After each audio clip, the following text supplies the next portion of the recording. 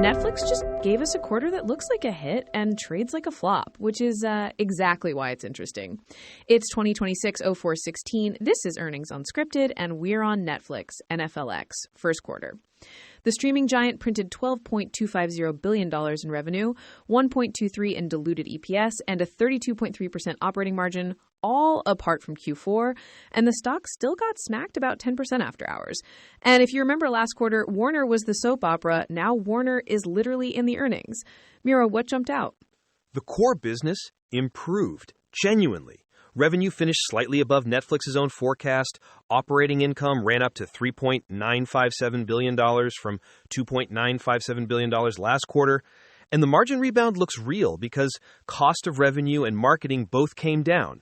But the eye-popping EPS and honestly the cash flow too were boosted by a $2.8 billion Warner termination fee.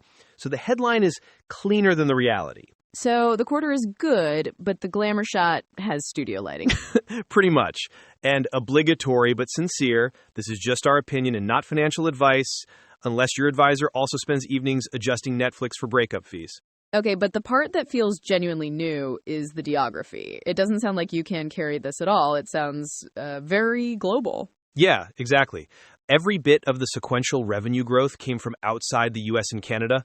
UCAN was down to $5.245 billion, while EMEA, LATAM, and APAC all grew.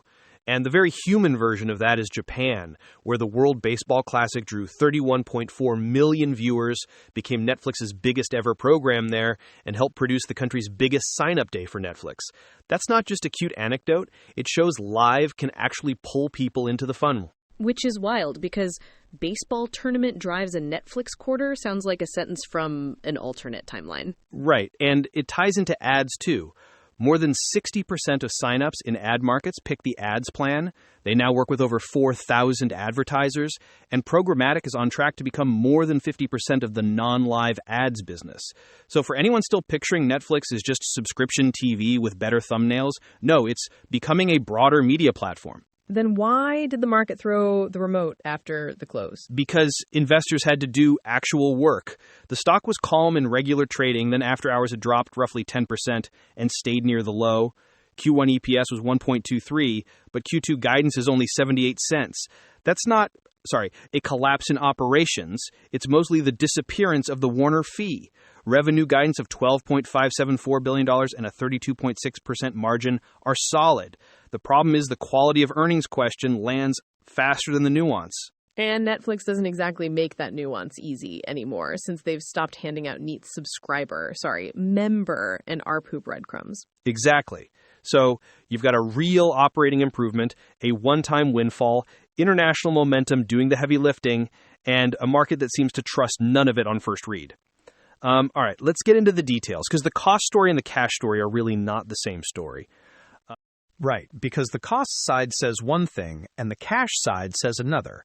On the operating side, Netflix genuinely got better. But roughly 3/4 of the pre-tax improvement versus Q4 came from below the line, from that Warner termination fee, not from the streaming engine itself. So if you just stare at EPS, you're basically watching the highlight reel and missing who actually played well. Exactly. Operating income was up a clean $1 billion quarter to quarter, which is real. The pre-tax jump was much bigger, and about $2.8 billion of that was this one-off. So Q1 looks heroic, Q2 looks weaker, and neither picture by itself is quite honest.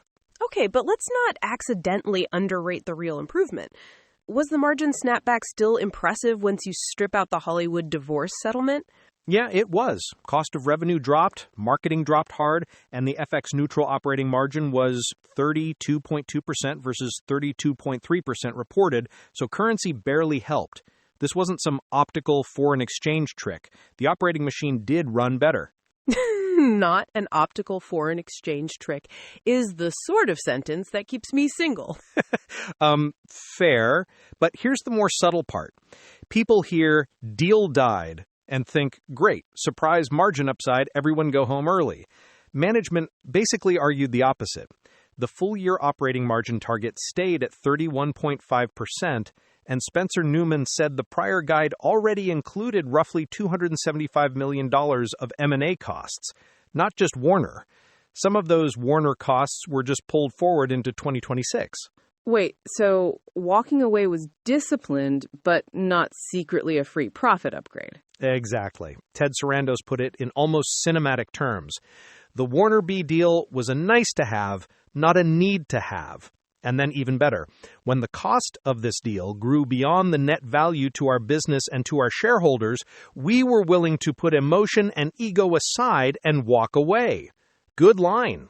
Also a warning not to hallucinate a hidden margin windfall. That is such an executive flex. Noble, controlled, and just a tiny bit smug. It works because, to be fair, they did walk away and still posted a good operating quarter. I respect that. I just don't want listeners annualizing the parts that were basically accident money. Which brings us to the cash pile, because that number looked almost suspiciously serene. Right, and timing explains a lot of it. They ended Q1 with about $12.3 billion of cash and short-term investments. Management said that balance was more elevated than normal because buybacks were paused during the Warner process, then the termination fee arrived in cash. So the balance sheet at quarter end is strong, but it's also a snapshot with very specific traffic jams behind it. So not dragon horde Netflix, more like cash standing awkwardly in the doorway for a quarter. Yes, and that's also why full-year free cash flow went up to about $12.5 billion from $11 billion. Useful improvement, absolutely, but primarily fee-driven. Then they resumed normal behavior and bought back 13.5 million shares for $1.3 billion in the quarter. Which is kind of Netflix saying, thank you for the breakup fee. We'll take it in reduced share count. More or less. Though one small wrinkle, and I think it's an important one, Q1 cash flow also included about $585.7 million of acquisition outflow. They named Interpositive, but didn't give a purchase price or much detail. So even while the market sees this clean cash gush, Netflix was already deploying meaningful cash into M&A elsewhere. That's the kind of filing detail that makes the company feel busier than the polished shareholder letter. Yeah, and interestingly, they didn't pair that with some huge leap in content commitments. Total streaming content obligations were basically flat sequentially. So all the expansion talk, live, podcasts, games, the broader platform story, it hasn't yet shown up as some scary obligation spike. That's kind of reassuring. They're adding rooms to the house without setting the roof on fire. Nicely put. The trade-off is transparency. They keep pointing to internal signals like, our primary internal quality engagement metric hit an all-time high in Q1, which may be true, but we no longer get the old quarterly membership and ARM breadcrumbs. So investors have to trust management's framing a bit more than they used to. And trust is a tougher ask in a quarter where the prettiest number came from, well, interest and other income. Exactly, especially when Q2 becomes the cleaner exam. The breakup fee disappears, content amortization grows the fastest it will all year, and then we see how much of this margin strength really carries. If the engine still holds there, the bearish read starts to look a little lazy. So the debate heading into next quarter is less, was Q1 good, and more, what part of Q1 was durable enough to matter? The durable part is probably the boring part, honestly. Q2 guide is $12.574 billion of revenue, $4.105 billion of operating income, and a 32.6% margin. EPS drops to $0.78, yeah, but that's mostly the breakup fee disappearing. The cleaner exam is whether they can still do that in what management called the highest year-over-year content amortization growth rate in 2026. Right, so next quarter is a treadmill test. No confetti cannon, just can you still run? Exactly, and if they do, then this roughly 10% after-hour sell-off starts to look a bit theatrical. Full-year guidance stayed at $50.7 billion to $51.7 billion in revenue and 31.5% margin. So they are not acting like the core story broke. Which is kind of the emotional read here. Last quarter, Netflix looked like it wanted to buy half of Hollywood. This quarter, it looks more disciplined, less empire, more execution. Healthier, yes. still a little opaque. They keep asking investors to trust internal engagement language while giving less of the old quarterly KPI detail. That creates a credibility discount, especially when a one-time fee made Q1 look prettier than normal. And ads are still the swing factor for me. They still expect about $3 billion of ad revenue in 2026. And when Greg Peters says programmatic is on its way to more than 50% of non-live ads business, that sounds less like an experiment and more like plumbing. Right. If ad scale and international keeps doing the lifting, this starts to look less like a streaming app and more like a global media utility. I'd still watch UCAN closely because the home market is where skepticism can come back fast. Also, quietly, Reed Hastings stepping off the board makes this feel like a real chapter change. No founder aura, just can this team keep delivering? Fair. Good quarter, not a magical one. Strong company, still earning trust the old-fashioned way. Yeah, less fairy dust, more follow-through. All right, that's a good place to leave it. Thanks for hanging with us. Bye, everyone. See you.